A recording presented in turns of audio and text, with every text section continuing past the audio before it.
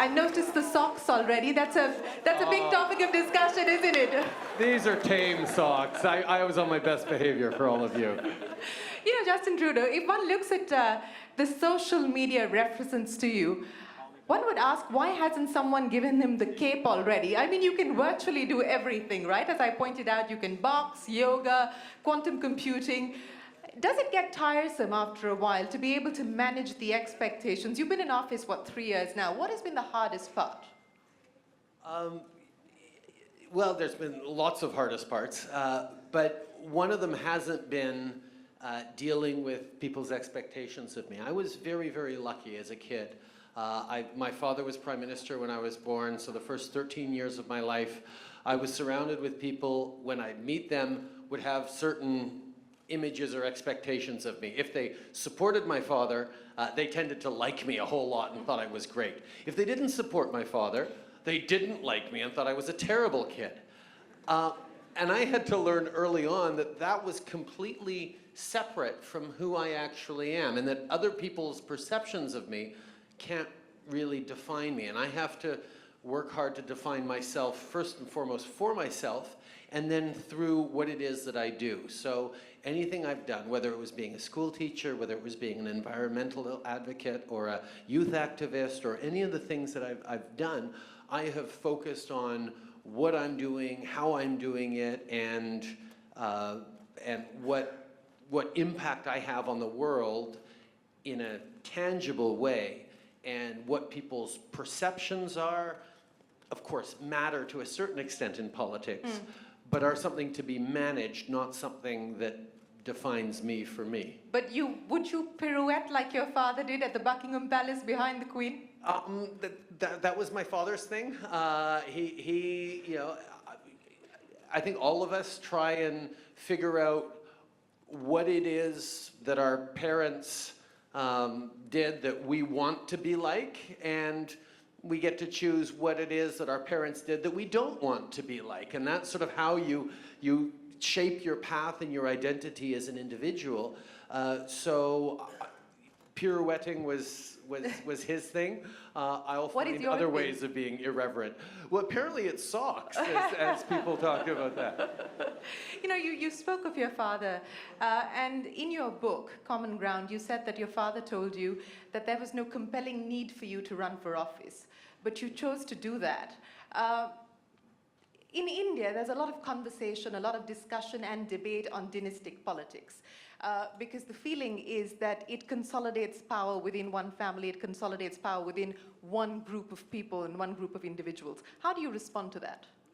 Oh, I think obviously I had a certain level of advantages because people had felt that they'd seen me since I grew up. They knew the values that I was raised with in deciding whether to vote for me or not. But citizens aren't fools. Citizens can tell whether someone is genuine in their approach, or they're just trying to live up to some lofty familial expectation. And for me, all my life, I focused on how I could best make a difference. I decided early on, much to my father's pleasure, that I wouldn't go anywhere near politics because, well, for one thing, I knew more than anyone else what kind of a difficult impact it has on one's kids. So it wasn't an automatic choice for me, far from it. I was happy to become a school teacher. I was happy to be involved in all sorts of different things. And it was only at one point when I realized that the potential path I had before me going into politics was genuinely my own and wasn't linked to my father, wasn't the same way my father did. And I spent a lot of time working specifically with young people who had very little idea or attachment to my father in a tangible way. And for me, that was a really important check, because if young people were responding positively to the messages I had, to the way I was challenging them, the way I was drawing them into the political process, then it wasn't out of some dynastic affection. It was because what I had to say was relevant to them. So I won't say it didn't help in certain ways, but it also made a lot of people look at me more skeptically. And I think for every example of someone who is a successful son or grandson or daughter or niece of a famous or a successful politician, there's a whole lot of others who aren't as successful because, quite frankly, it's not a guarantee that one generation to the next is going to be as successful. Do you have this conversation with your kids? They're very young, but would you like them to go anywhere near politics or not at all? My automatic answer is the same answer my father gave, which is I hope they figure out their own path. And politics is a very, very difficult, unpleasant in many ways, incredibly rewarding in other ways path to take. And the one thing that's certain is it has to be something that you deep inside want to do for your own reasons, because the hours, the travel, the time away from family, the incredible workload, nothing would justify it unless you were driven deeply from inside. So familial expectations just isn't a way to do it. You talked about how politics is difficult and often unpleasant. And when you talk about wanting to drive powerful change, which was the mandate that you came to office with, often people will then question how your personal beliefs or the fact that you've been a champion, for instance, for climate change or gender equality, how do you reconcile that with some of the decisions that your government may have taken? For instance, a military deal with Saudi Arabia. For instance, giving the go-ahead as far as oil pipelines are concerned. How do you then respond to that? Oh, I think everybody understands that politics involves making choices, sometimes very difficult choices. If governing was easy, anyone could do it well, and it's very difficult. I am an environmentalist. I have been all my life. The way to move forward into a more sustainable planet is to make smart decisions and to know that sometimes we have to figure out a path forward that isn't entirely obvious. We brought in a national framework on reducing our carbon emissions, which is a difficult thing for Canada to do because we're a very cold country in the winter, a very warm country in the summer. We need air conditioning, we need heating. We have vast distances between our communities. And we have significant fossil fuel resources. So there's all the reasons in the world for Canada to say, you know what, we're not going to, take the lead on climate change. We'll let other people do that because it's in our interest to, stay hooked on fossil fuels as long as we can and, not worry about that. Well, that's not the right path to take. So I've been leading on actually a plan that's going to reach our Paris commitments. We're actually going to reduce our climate emissions. And one of the things I was able to do to get our oil-producing province of Alberta to sign on to that national plan is to say, well, we're going to build a safe and secure pipeline to continue to get oil resources to market in a reliable way while we move forward in this transition, because we're not going to switch off onto renewables overnight. It's going to take some time. While we're getting that, you have to make decisions and you have to make choices around the best path to get there. There are still people out there, however, who would say that there's still a choice to be made between the environment or the economy. Whereas a lot of people in my country and around the world understand that the only way to build a sustainable economy for the future is to protect the natural world, protect the environment, and to do them both together. Well, doing them together means doing things that, if you look at the people who are on the fringes of either debate, who want absolutely, nothing on the economy and everything on the environment, or everything on the environment and nothing on the, or you know what I mean. Well, no, I'm going to find a middle ground that will probably upset a lot of people, but most people get that you have to move forward in a responsible way. Well, speaking of the economy and speaking of finding a middle ground, I think it was, 3 days ago that the US ambassador to Canada said that Justin Trudeau and President Trump have more in common than most realize. A, how do you respond to that? Do you have more in common with Donald Trump than most people seem to realize? That's actually something that I've been saying for an awfully long time. People look at me, a Canadian liberal with all sort of the openness and the values that I have, and they say, well, that's a big contrast with President Trump. And I actually have to point out to people that both President Trump and I got elected on a very similar approach. I made the case that the middle class in Canada, that hardworking people, hadn't been the beneficiaries of the growth we've had over the past decades. That the wealthiest are doing well, but ordinary hardworking folks haven't had the benefits of, whether it was trade deals, whether it was investments, whether it's tax schemes, whether it's whatever it is, people were feeling left aside or left behind in the growth of our economies. Donald Trump had a very similar approach. He was going to make America great again for the folks who feel that progress, that automation, that offshoring, that all the different changes in our global economy have not helped them out. Now, the two of us have very different approaches on how to solve that, but we come and look at it at the same problem, which is we have to make people who feel like they are no longer confident that the future holds much promise for them, or worse, for their kids. We have to reassure those people and make them optimistic about the future. And that's been at the core of my approach for the Canadian economy. And, little spoiler alert, it's working really well, our approach in the Canadian economy. We have the fastest growth in the G7. We have the lowest unemployment we've had in 40 years. We've added hundreds of thousands of new jobs. We're doing it specifically, and this is where I differ slightly from the American administration, we're doing it by lowering taxes on the middle class, but raising them on the wealthiest 1%. We're doing it by delivering a Canada Child benefit to 9 out of 10 Canadian families who need it.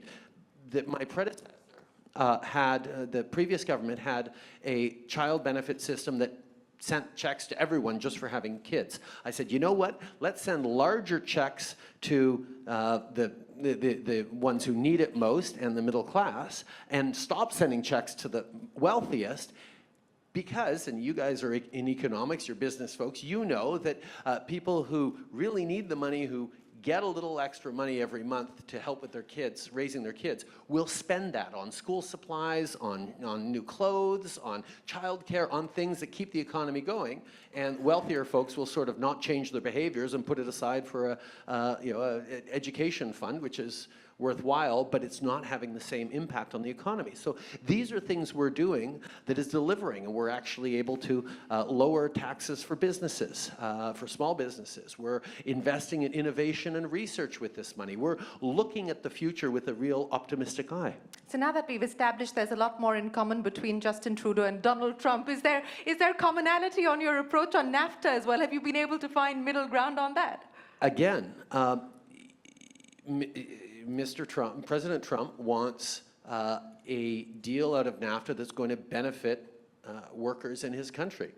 That's something that we want too in Canada.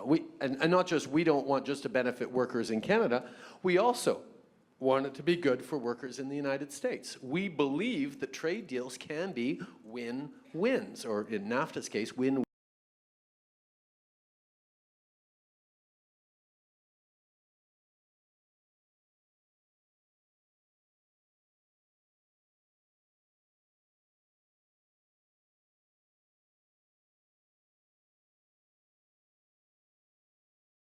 For economic growth, but it's been mostly good for the 1%, for multinationals, not for small businesses, and for a country's bottom line. It hasn't necessarily, I mean, trade will create growth. It doesn't necessarily ensure that that growth is fairly distributed. So to make sure that there are opportunities for everyone to succeed, you have to build those into trade deals. And that means labor standards. That means thinking about gender issues and creating pathways to success for women in the workplace. It means looking at Indigenous peoples and marginalized peoples and making sure that they have opportunities to succeed, small businesses have opportunities to succeed. So there are ways to make trade deals work for the people that I want to and President Trump want to help. we're just working hard on getting to that, and negotiations are always challenging. Since we're talking about trade, let me ask you about trade between Canada and India. It's well below potential. I mean, 3% of persons of Indian origin make up the population of Canada. Is the fact that there is no bilateral protection agreement in place holding back economic ties? Do you believe that post this visit we could see more momentum on the FTA deliberations that have been underway? Give me a sense of what we should realistically expect on the economic front. We are certainly very interested in pursuing trade negotiations with a broad range of countries, including India. I mean, Canada has successfully, over the past years, at a time where trade deals have fallen out of favor and anti-globalization movements and worries about trade are rampant around the world, we successfully concluded a free trade deal with Europe, which is a market of 500 million people. We still have and will continue to have NAFTA, which is a trade deal with U.S. and Mexico. We just signed on to the CPTPP, which captures some of the largest and fastest growing economies in Asia. Not the largest, but some of the fastest growing. And we're always looking for more. We've got trade deals with South America. Canada knows and Canadians know that trade is conducive to growth. So we're always excited to talk about trade opportunities, and we're respectful of the pace and the concerns that our partners will have. We'll never force a trade deal, but we're always eager to talk about deepening our opportunities. Right now, Canada-India trade is about $8 billion a year, which is great in goods, another $2 billion in services. But we do $2 billion worth of trade every single day with the United States. So there's a lot of room to grow, even given distances as a challenge. And when you think of the natural connections between Canada and India, obviously there's lots of really good business ties, trades in agricultural products. Canada creates produces a tremendous number of pulses, for example, which is a discussion we're busy having with the Indian government right now, where there's slight challenges. But there's so much more to do, and for us, the greatest potential of trade is the people-to-people connections. We have 125,000 Indian students in our universities every single year. We want to do much more. India is the #1 source of foreign students number 2 source of foreign students in Canada, but definitely on track to being #1, perhaps even later this year if the trend line continues. Gujarat itself is a significant proportion of that. I think the top 3, maybe the top 2 destination within India, source within India. So there are lots of great people-to-people ties, and we've increased that. As you know, we're a country that's open to immigration, open to trade. There are student visas. We have a startup visa program. If you're an entrepreneur and you want to start up a company, an innovative company in Canada, you can get a visa that way. We also have a global skills strategy. If big companies want to bring in engineers or senior folk from around the world, they can bring them in less than 2 weeks. There's a lot of things we're doing that hold great potential for deepening the opportunities for connections between Canada and India. Well, that's good to hear. Before I throw it open to the audience, and we're going to come to you with questions, so please do raise your hands. We'll get a microphone across to you. Let me ask you the question on gender. You have a gender-balanced cabinet. You've said that the G7 will do things, will take decisions keeping gender parity as a priority. In terms of the unfinished agenda, pay equity legislation, for instance, what can we expect? Well, first of all, I'm a feminist. And anyone in this room, yeah. And I spent many years wondering whether or not I could call myself a feminist, because it's a word that has certain connotations and certain loaded meanings, depending on whether you're talking first wave, second wave, third wave. There can be very complicated elements to it. But at the very root of it, it's really simple. If you think men and women ought to be equal and ought to have the same opportunities, and if you recognize that there's still a lot of work to do to get there, and guess what? You're a feminist too. It's that simple. And understanding that empowering women and giving them opportunities to succeed isn't just the right thing to do, or the nice thing to do, it's the smart thing to do, is extremely important. We are underperforming as communities, as societies, because we are not giving women the opportunities to contribute. We are not allowing them the opportunities to fulfill their entire potential. And you can't have a successful society or economy if you have 50% of the population that is not contributing as fully as they can.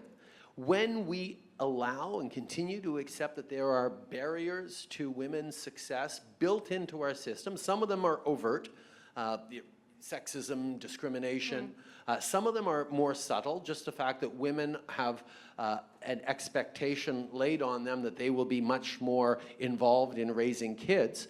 That challenge of looking at two CVs, one of a man, one of a woman, will lead to different decisions by a manager or by whoever's doing the hiring, which is one of the reasons why, yes, we're moving forward on pay equity legislation, but we're also looking at other things. I've talked about mandatory, like not just maternal leave, but parental leave with potentially mandatory or leave that can only be taken by the second parent, in most cases, the father.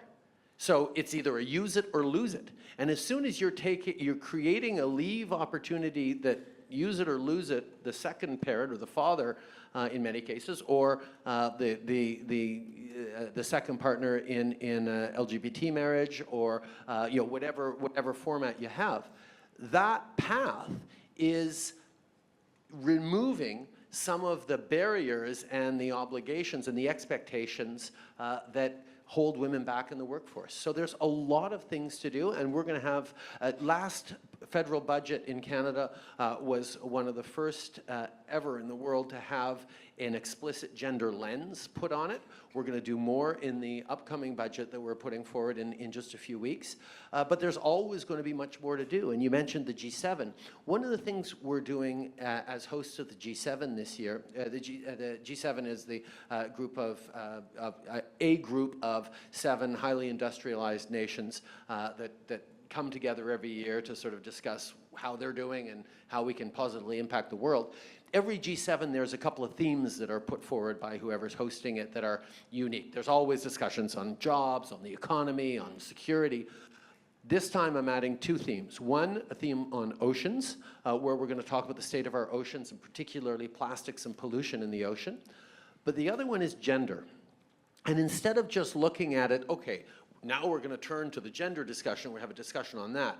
What we've done is we've made gender a horizontal theme through all the G7. So the discussion on jobs, the discussion on the economy, the discussions on security, the discussions on oceans, the discussion on anything we have will also have to it applied a gender lens, because it affects things differently. To give a perfect example of a gender lens, it's easy if you talk about a program on parental leave or childcare. Well, that's easy to talk about a gender lens to a certain extent. It's built in.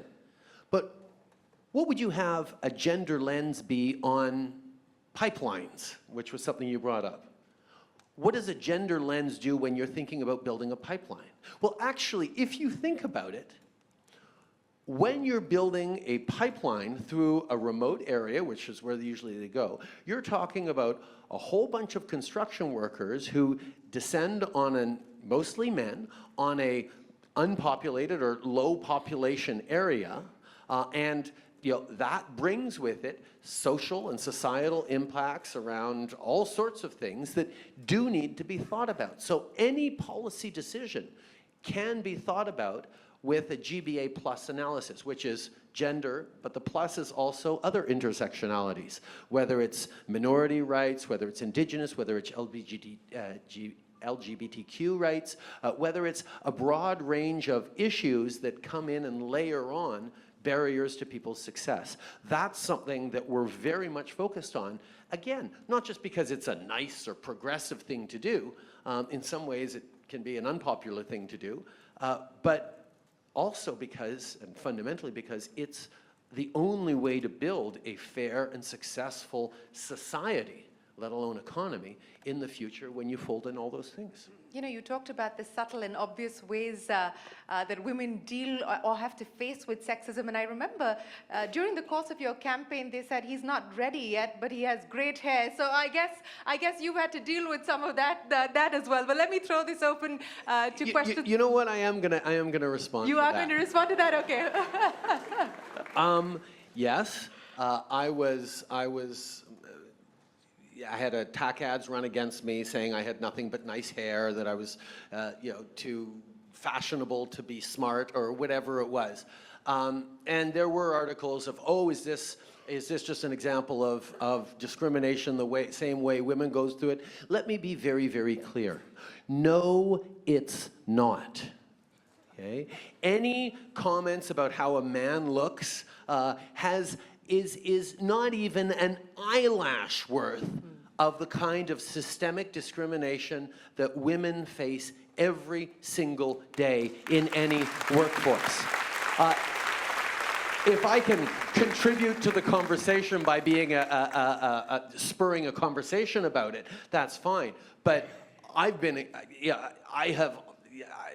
as a man in politics and business, I've had loads of advantages that I never had to work for, that I never had to deal with. And I'm happy there's a conversation about, how you look and how you dress and how that impacts, but I didn't go through anything near the kind of intrinsic and entrenched discrimination and sexism and superficiality and judgments that women go through on a daily basis. Well, I agree with you there. Let me get questions, and if you can raise your hand, please. Yes, right here. Can we get a microphone across? Yeah, go ahead. It's an honor to have you here, Mr. Prime Minister. My question was, in the increasing global trend of nationalization and diluted boundaries being redrawn, how do you, as a global leader, see the world forward, and how do you plan to change it towards moving it further towards globalization? There's a lot of different directions that answer could go, but I think the one realization I think we all need to have is that we are on a trend line as a planet towards more and more encounters with difference. I don't care how remote or isolated a community can be, the connection through media and internet and information that is now reaching everywhere, migrations of people fleeing because of climate impacts or resource depletion or just economic desires for betterment of their kids, or conflicts that are forcing people to move. The new reality for the 21st century is going to be more and more heterogeneous communities and societies. And the biggest challenge we are going to have as a species is doing something that India has always done fairly well, and then Canada does fairly well as well, which is understand that differences have to become a source of strength, not a source of weakness. That any problem that we're facing as a community or as a society, there's always an easy answer if you want to run for office and get elected, and that's point to a group of unpopular people and say it's their fault. We go for the othering. You try and point to the people who live across the river or across some imaginary boundary line that exists only on a map, or some religious divide, or some language divide, linguistic divide, or some ethnic divide, and you say, okay, that's the other, that's their fault. We're going to succeed when we knock them down and we lift ourselves up. That's been sort of the tribal approach to civilization that is, writ large through the past thousands of years.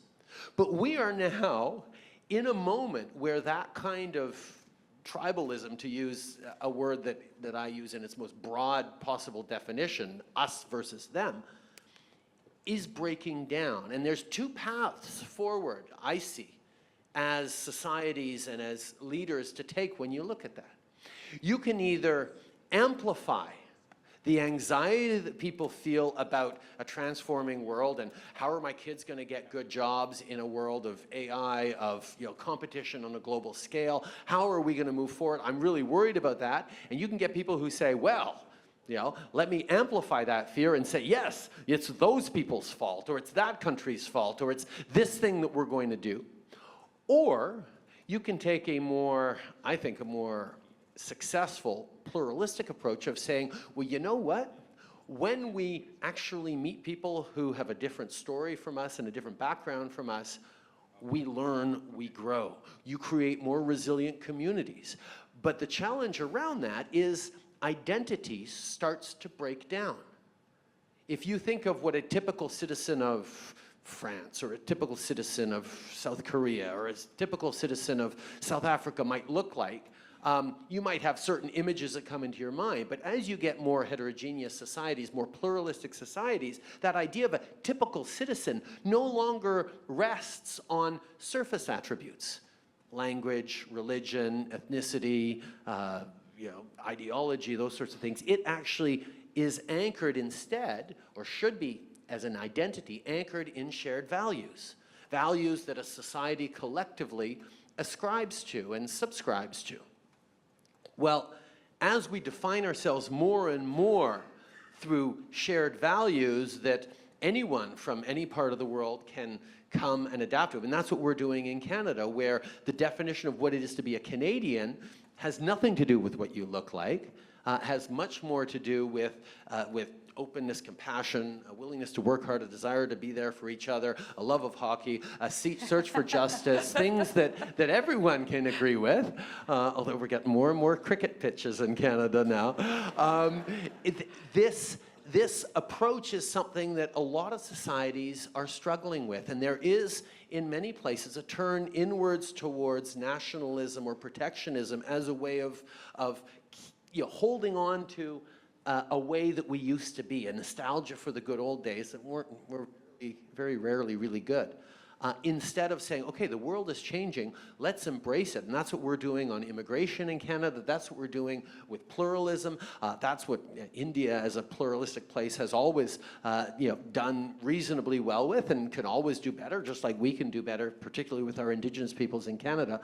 So this is a trend line that I think is really, really interesting, and it comes down to a fundamental choice that, if I can be ageist for a second, young people tend to get more than anybody else. That openness to the world, that excitement about being challenged with new ideas, with differences, is something that young people grab onto a lot easier than folks who are more set in their ways and expecting the world to unfold a particular way. So that's why I try and spend as much time as I can speaking with young people, to both be inspired and challenged by you, but also make you understand how important you are and the choices you make about the kind of world we're going to live in is in defining what that world looks like. Well, we've seen you do the Bhangra. Can you play cricket as well? Not very well, but I can. Okay, he can. Yes, more questions. Yes, can we get a microphone to, yeah, go ahead. Hello, sir. So just a follow-up on this question. See, you said we have more Sikhs in our cabinet than the Modi government.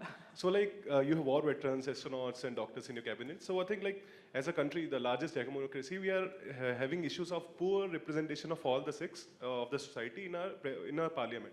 So my question is what is the importance of good representation of all the sects of the society in running a successful government? So this is my question. Thank you so much.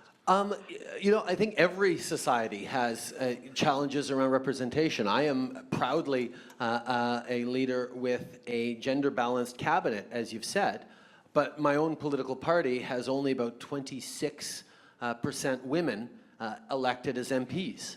We have a long way to go to actually get to better representation.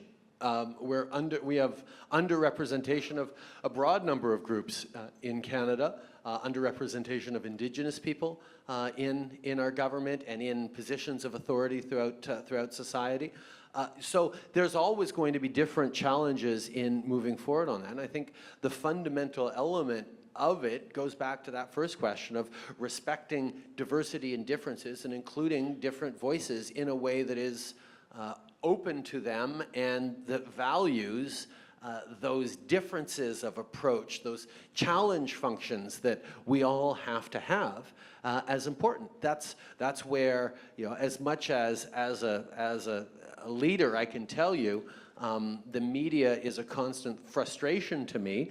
Why? What have we done? Because they are fulfilling a fundamentally important role of challenging government, saying, well, are you really doing this right? And have you not done this wrong? And you know, and they seem to be amplifying everything I do wrong and don't talk nearly enough about all the things I do right.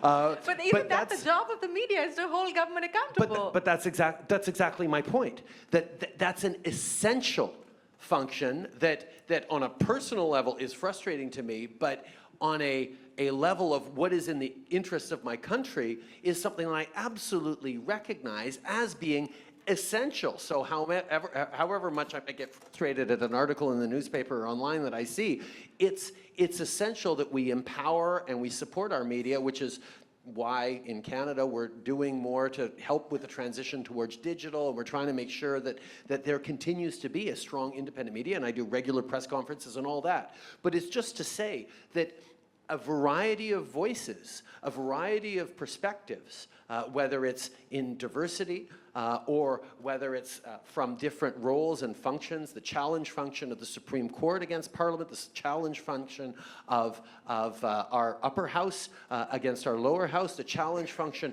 of the media asking tough questions, the challenge function of minorities that haven't felt properly recognized, valorized, and supported.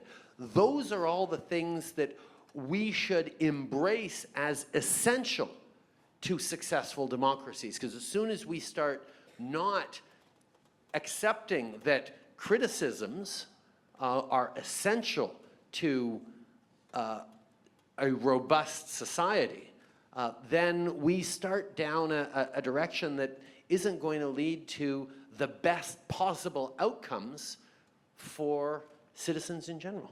Okay, let me get some questions in from this side. Yes, the lady right there. Go ahead. Hello, sir. My name is Mayuri. I am from School of Liberal Studies, Pandit Deendayal Petroleum University. I'm majoring in economics. My question, well, sir, at the advent of protectionism, as you said, Canada opened its borders to refugees. My question is that these people need to be integrated into the community, the Canadian community. So what is Canadian administration doing for their education? Excellent question. Canada's immigration system has long been anchored in two aspects. One is the immigration stream, and one is the refugee stream. People who are economic migrants looking for a better future for their kids come through the immigration stream. And we're approaching 1% of our population as the number of immigrants we take every year. So we take a little over 300,000 for a population of 36 million. So you know, this is something that throughout Canada's history has been incredibly beneficial. People coming to try and build a better life for themselves has been unbelievably positive in both shaping who we are as a country, but also contributing to incredible success and economic growth for our country. But we also, as signatories to the UN Convention on Refugees, accept that anyone coming to our country who lands in our country and claims asylum status needs to be examined to see if they're a refugee. We believe in welcoming people who are refugees. Our immigration system is largely a merit-based system. So you have to have a certain number of skill levels to be an economic migrant, and then there's family reunification, spousal reunification, and lots of other categories as well. But the refugee stream doesn't look at those qualifications, doesn't look at anything. It just looks at whether or not you are, in fact, a refugee. And that's an important distinction, because a refugee is someone who no longer has a citizenship, basically, no longer has a state, a home country that will protect them, either because of conflict and strife that means you cannot simply go home. Syria is a great example, why we took over 40,000 Syrian refugees in my first year in office. But there are other people who, because of identity, because of tribalism in some cases, are so discriminated against that their own government either can't protect them or is complicit in the marginalization and discrimination. Therefore, they're fleeing persecution, war, violence, and they have no place to go, and we will take them in. So that's a really important distinction, that if someone just comes to our border and says, look, I'm looking for a better life, we'll look at them and say, well, are you really fleeing torture and persecution, and you have no choice but to try and flee your country with nothing but the clothes on your back? That's an important analysis. But regardless of how someone comes to Canada or where they come to Canada, we invest significant amounts in integration programs, language acquisition, education, healthcare supports, social supports, so that people are able to succeed. And a few years of social supports and they become contributing members of society in many and most cases. And that's part of the investment we have in understanding that immigration is a good thing. But it's also why there has to be a limit on immigration, because there is only so many people that we can invest in language classes and training and support stuff. So we're doing as much as we can, but quite frankly, more countries need to do more about welcoming in immigrants and refugees particularly, not just, again, because it's the right thing to do, but because people who flee areas of war and persecution and just want a better future for their kids, inevitably work incredibly hard, are incredibly grateful to the country that welcomes them in, and end up contributing tremendously to the well-being of our society, of our country. That's been the Canadian story, and it's one that I try and remind people of around the world all the time. Excellent. We've got a couple of minutes more, so I'm going to give the lady there. If you can stand up, they'll get you the microphone. A little bit. Yeah, excellent. Good afternoon, sir. It's a privilege to talk to you. I'm a huge fan of your Quora answers. So my question to you today is, are you inspired by any Indian leaders? If yes, then what are the qualities that you admire about them? I think there's probably a lot of answers I could give, but I just had, seeing as though where I am and where I got to visit earlier today, I have to say that Mahatma Gandhi is an inspiration and should be an inspiration to us all. The idea of extraordinary strength in compassion and peace and nonviolence. The idea that, we always look at strength as being, being strong and being able to push others around. But it takes a tremendous amount of strength instead to be strong without having to be aggressive, without having to pick fights.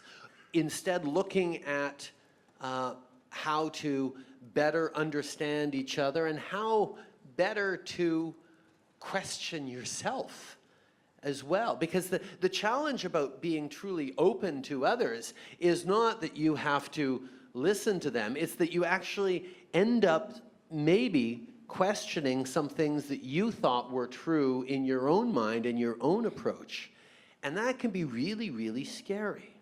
And that idea of trusting in others and trusting the truth of others and standing strongly, incredibly strongly for your principles and your fundamental beliefs is something that is as necessary, if not more necessary now than it was 50, 100 years ago. I mean, the challenges we have as a world require an ability to de-escalate conflict, to approach things with humility, with less ego, with less pride, with more understanding, with more gentleness, but a calm firmness and a resolute belief in what is right, and that if you trust to the highest degree your fellow citizens.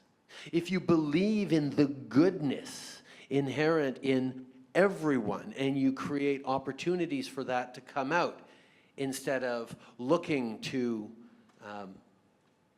push against, as scary as that is, that idea that we should deal with our citizens as intelligent, reasonable folks instead of trying to scare them into voting one way or divide them into voting another way, I think is something that we all need to reflect on. And as far as inspirations go, Gandhi is about as good as we could get. And I might give a different answer somewhere else around the world, but maybe not either, because he is such a universal beacon of that kind of hope. We're out of time, so one last question, Prime Minister. What is the thing that you're most afraid of? I mean, your whole campaign was built on ambition, aspiration, hope, optimism, but what are you most afraid of today as you look at the world? Cynicism. When people start thinking less of their institutions, of our society, people start thinking the worst of their neighbors, of their fellow citizens, of people around the world.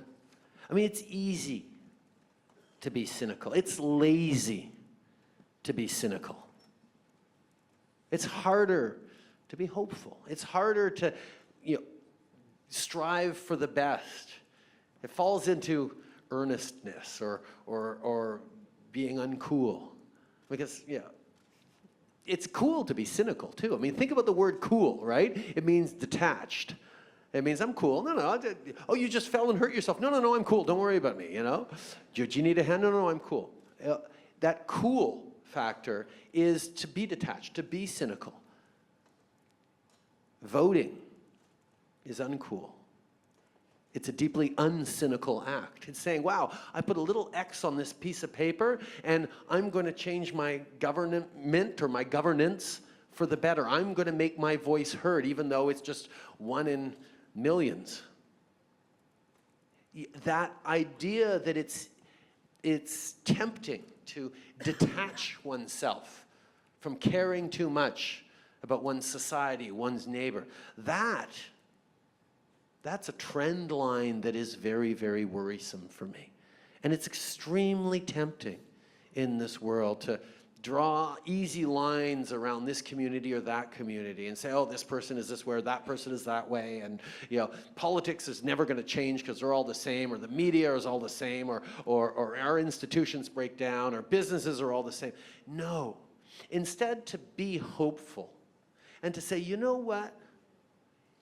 How I have a positive impact on the world around me matters deeply, not just because I'm making the world a better place, but it'll make me better and happier and perhaps inspire others to do the same. That is something hard to do. And the more we foster and encourage cynicism in indirect ways or direct ways as a society, the further we get from the place I think ultimately we need to go, which is citizens who understand that each and every one of us are active and empowered forces for good. And as I look at this room and all the folks watching in rooms like this and auditoriums like this across the country and perhaps even around the world, know that all of you matter so deeply. The choices you make around how you shape the world that you want to grow up in, that you want to succeed in, starts right now. You could look at a room filled with brilliant students like all of you and say that you're the leaders of tomorrow, but that forgets that you're already supposed to be leaders today. That everything you do, every way you activate, every choice you make, every word you speak to a friend or a colleague or an opponent shapes the world around you. And fighting against that temptation to sort of shrug it off and say, oh, the world's going in the wrong direction and nothing I can do can help it. Or the world's going in the right direction and I don't have to do anything to keep it going in the right direction. Is dangerous. We have, you have specifically, this gift of education. We need to make sure more people have that. More people have opportunities to ask tough questions, to empower themselves, to shape the world around them. And it comes with a responsibility for everyone who can't be in these auditoriums. We have to think deliberately and hopefully and responsibly about the future we build, about the future you are building every single day. So I worry about cynicism. Justin Trudeau, it's been an absolute pleasure. Thank you very much for joining us here, and thank you very much for your time.